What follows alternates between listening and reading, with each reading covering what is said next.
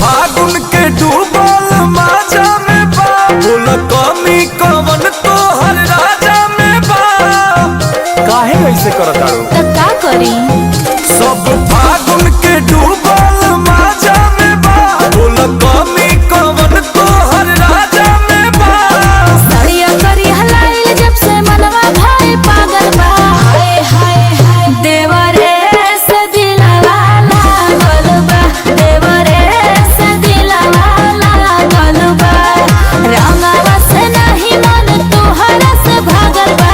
होय होय होय देवरे से दिलवा लागल बा, देवरे से दिलवा लागल बा।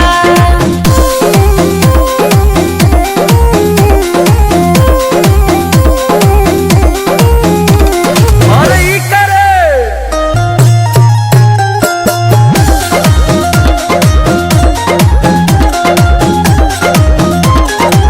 किसिम किसिम के उचोली लावे किन के, कैसे भुलाई जाई राजा ओह दिन के। लियाई त लगाई के ना मन बे ताहरा हमारा में भेद सोना करता, जवानी में खाता में छेद सोना करता। सूत गइल ह तू त उता रात भर जागल बा। हाय हाय हाय देवरे से दिलवा लागल बा, देवरे से दिलवा लागल बा।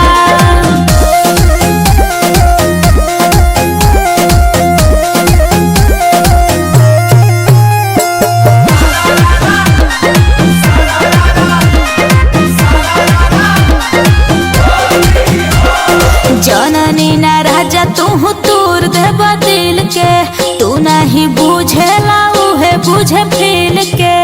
तहरा का बुझाई राजा? तोरा कुछ नहीं के बुझा।